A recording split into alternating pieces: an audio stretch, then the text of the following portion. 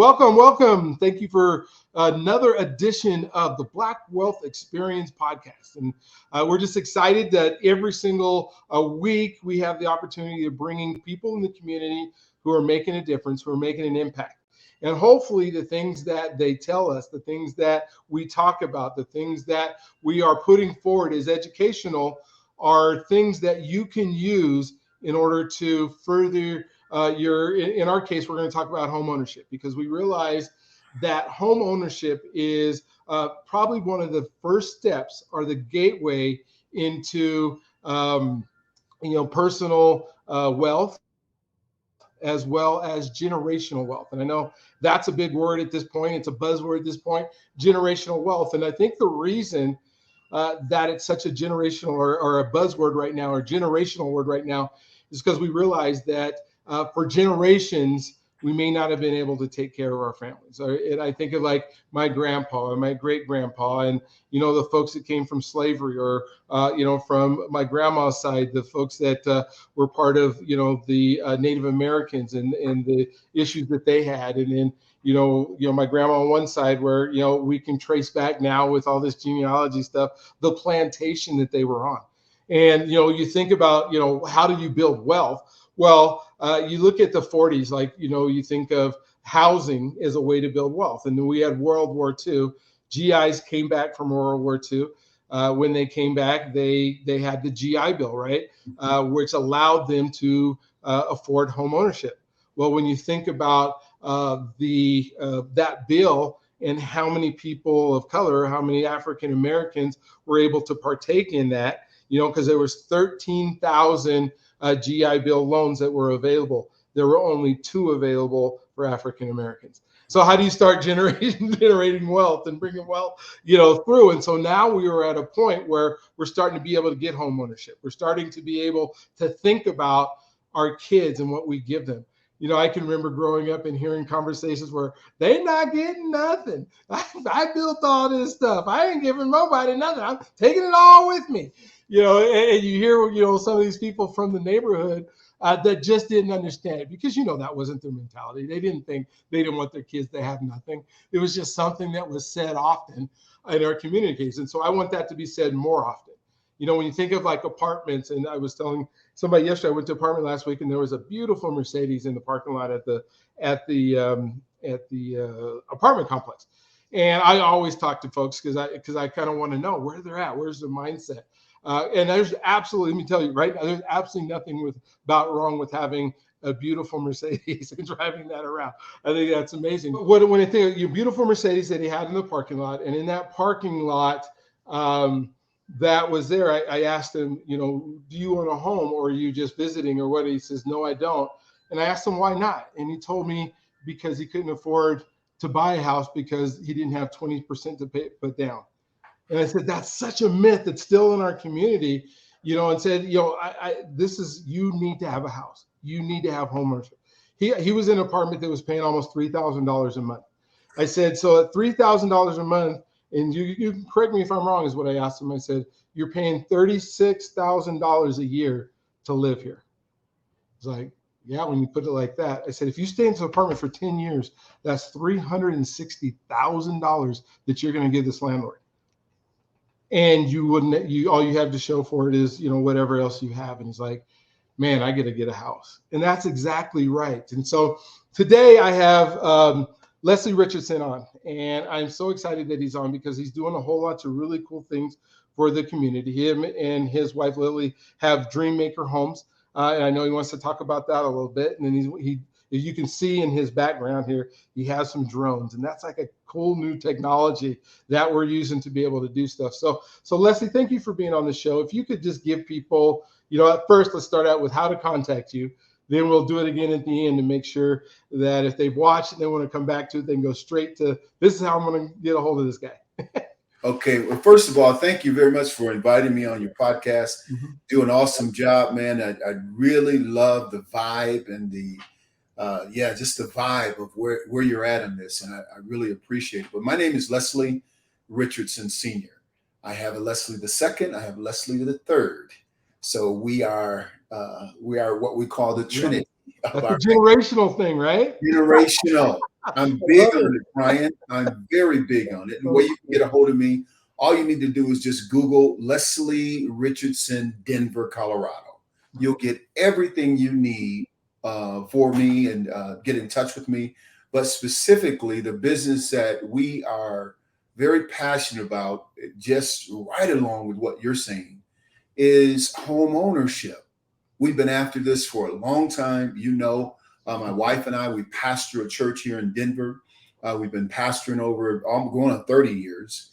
And we have been about empowering people spiritually, mentally, physically, and economically. And as a pastor and as a business owner, we recognize how important it is for people to be empowered economically. And I'm not one of those pastors, and no offense, I'm not trying to throw any shade on anyone, but I believe that as I go, the people who follow me shall go. Mm-hmm. And it's my responsibility to give back to the community, make certain that they are home owners. And so my wife is a realtor, and she's the broker for Dreammaker Homes. And I do her marketing. I handle various aspects of her business from a standpoint of wherever she needs me. I do the honeydews for her. Mm-hmm. Mm-hmm. And so she's very active in the community. She's part of NARAB, where I met you guys at the other day. And so with Dreammaker Homes, we want to help people to do exactly what you're saying, become aware of how to create generational wealth. Now, we have preached and been talking about this for a long time. Really creating legacy wealth at the speed of thought. Mm-hmm. Creating legacy wealth at the speed of thought. Many people have thoughts, ideas that come across their mind all day long, but they don't have a team to follow through. Just like the gentleman you met in the parking lot. Mm-hmm. He hadn't thought about what it was that you were saying to him until you brought that thought to him. And so now if he connects with you and follows through on what he's doing, that's the first step on creating legacy wealth. So I'm really excited about being here. So we just launched this new service in our business called Rich Air Drones. And what we're doing now is offering flyovers for residential properties, commercial properties, agricultural, 3D and 2D demographics, helping construction sites stay on budget. And I have all of this in-house, and I network with other drone operators. I'm a licensed FAA pilot, fully insured, over $1 million worth of insurance. And we are very excited about offering this new service in our business, Dreammaker Homes. Oh, that sounds cool. So how does it work? I mean, are you like standing in the middle of the street with a remote control and the drones are just going and do what they do? Well, give us a little bit of the inside backstage of how these drones work and what it does for folks. Yeah, absolutely. And I can, I should have shared a clip with you. I can share a clip with you. I don't know if you can bring up my website or not, but basically what I need to do is find out where you're at as a client. You contact us at richairdrones with an S.com or Leslie Richardson. You go to my website, you see all that information there. And so what we want to do is we want to find out what your needs are as a client, if you're residential or commercial or agricultural. And then we'll talk to you about your budget, make it work within your budget. And what we do is we come out to your location. We'll do what we call a flyover. And we will do an aerial view of the property and take it, edit it, put music to it, brand your company if you want to. We'll let you white label our product. We'll still have the metadata in it, but we'll certainly let you brand it. And so what we do is we come to the property, look at it, find the best lighting, on the day when we like to shoot. I like to shoot early in the morning. About 9-10 o'clock in the morning. It was really good. Colorado skies are pretty clear at that time. And then what we'll do is do a flyover. We'll do a drop back. There we go. We'll do a takeaway, and we'll fly over it, do a circle around. And if you want to do interiors, we can do interiors with our drone as well. And now a lot of people are not doing that, but it's pretty cool to see the room in a 360 without anyone standing there. And yes, we have the ability to not be in the video. That's very important when we fly over. we had to learn that the hard way, Brian's like, oh my God, I'm in the video. I can't do it that way. So yeah, we can do flyovers without us being in the video. If you drop down at the bottom of the website, you'll see a flyover of a home I did as well. And that's the advertisement that I have. Go down, that's the form where you can fill out right on the website. And if you hit that video right there, I think that's the one that will do the flyover. Okay.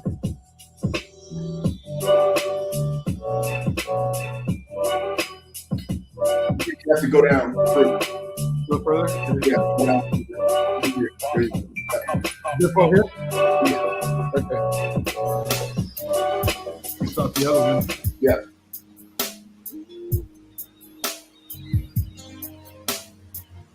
That's a sample of our work there.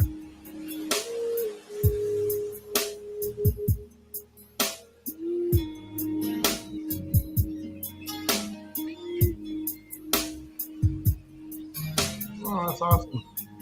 Thank you.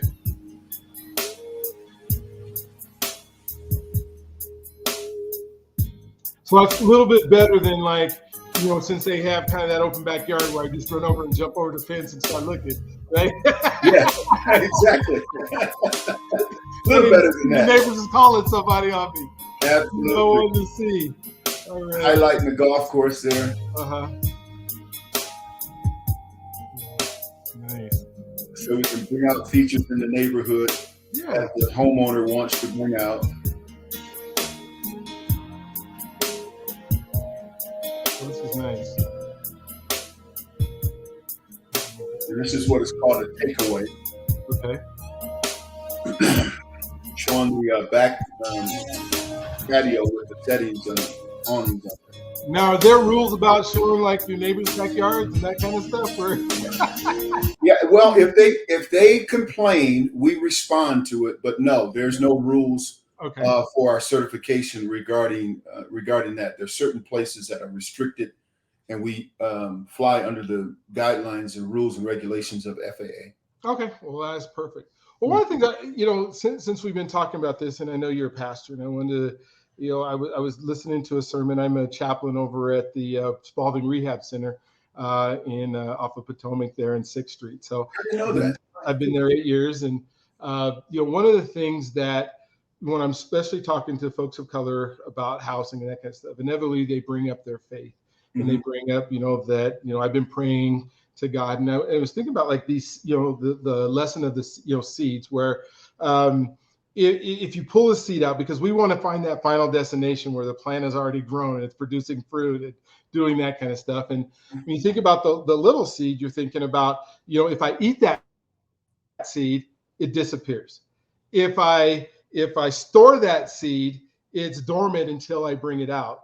But if I sow the seed, then it has the chance to germinate and become a full bush. And I think about home ownership that way, is saying, okay, if I have the seed of, I would love to have a house, but I never do anything about it, it's like eating it and it doesn't work.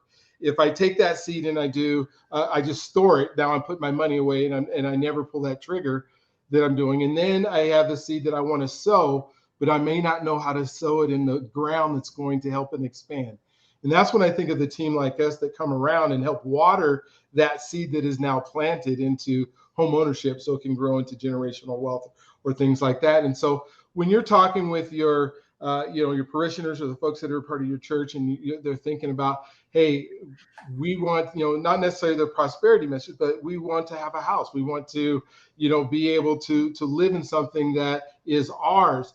What are some things that you could say, or things that you have said, that can help people, you know, turn that, I'm storing my seed, or I'm eating my seed, I'm not doing anything with it, to let's plant it and water it? And I know that's kind of a crazy analogy to give right now, but at the same time, you know, what are some things that we can do? Because that's where I come across a lot, is folks that are just so scared to plant that and to say, I would like a house, because they qualify in many ways.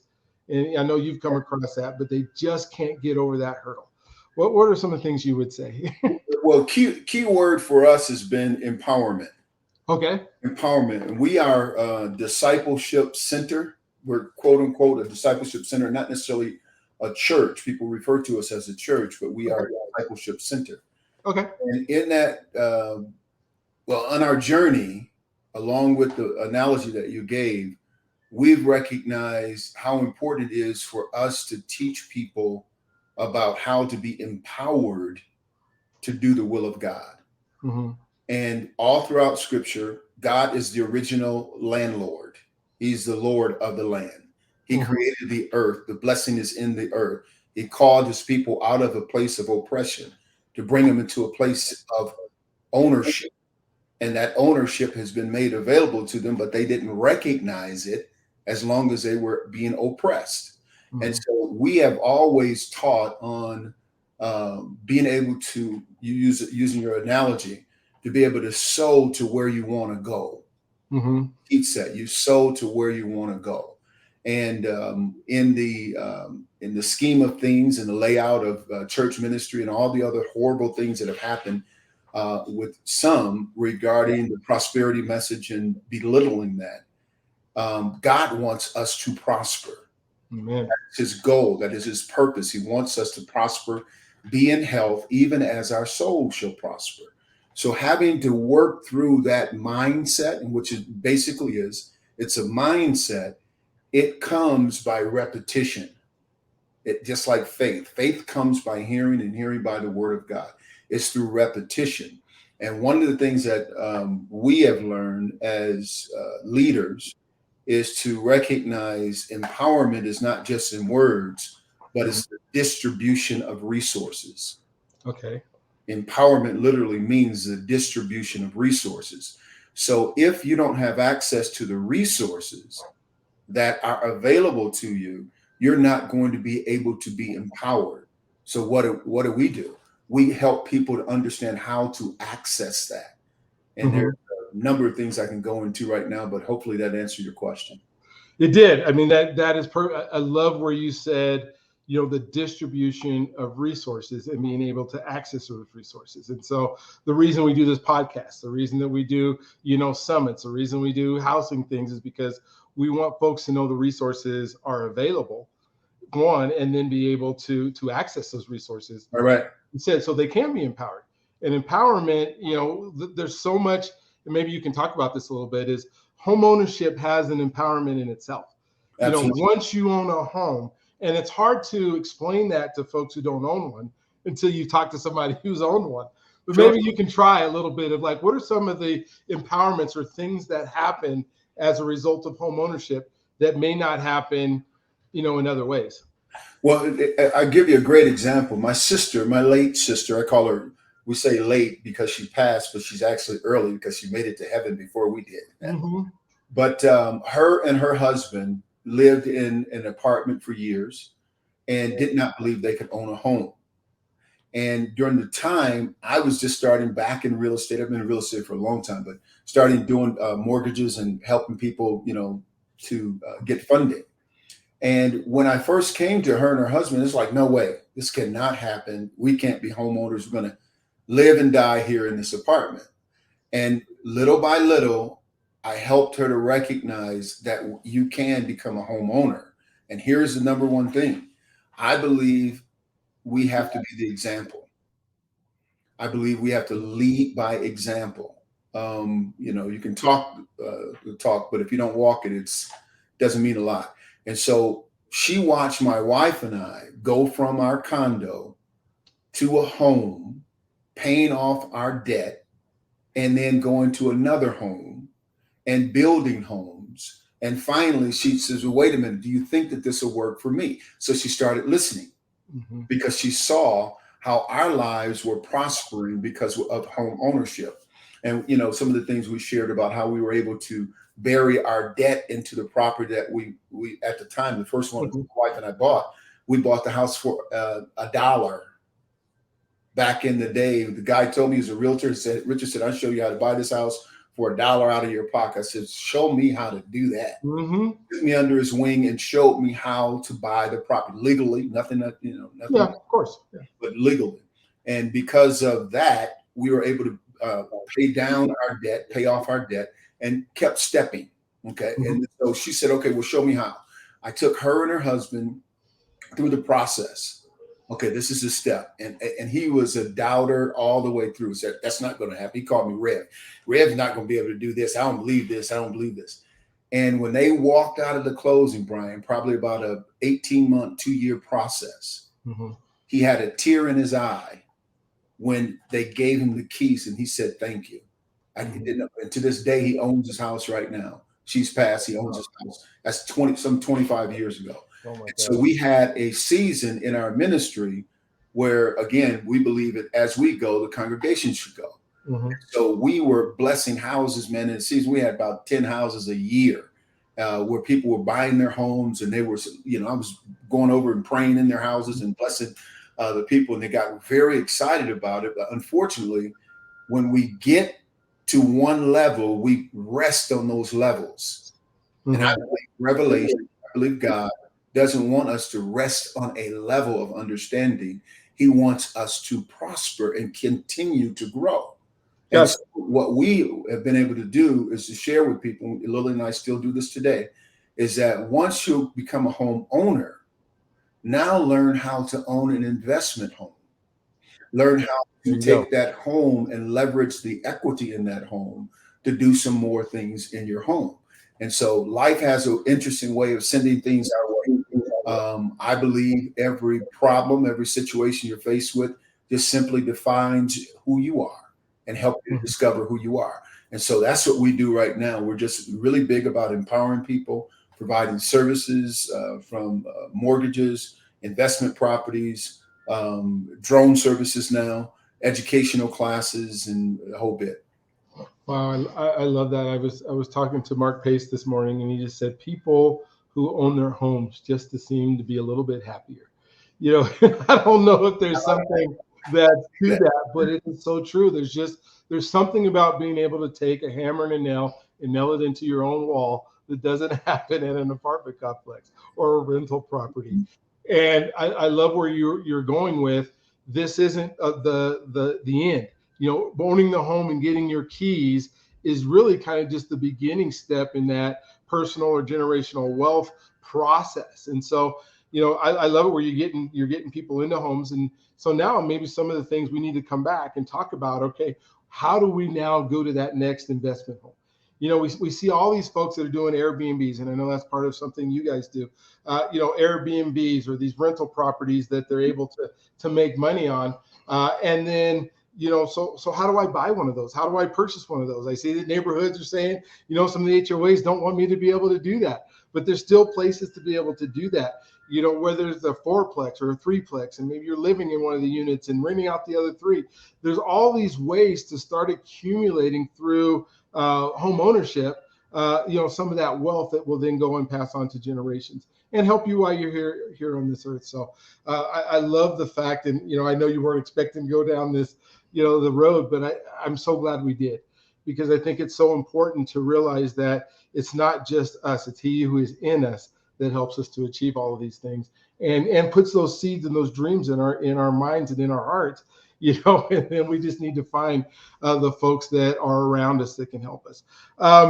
So you have your dream house that you and your wife do together. What are some things that you specifically, if somebody were to call you, that you guys as a family could help out a individual or a family with? Yeah, I believe leaders are readers. I'm big on reading and teaching leaders how to read, not literally read, but getting to the right information.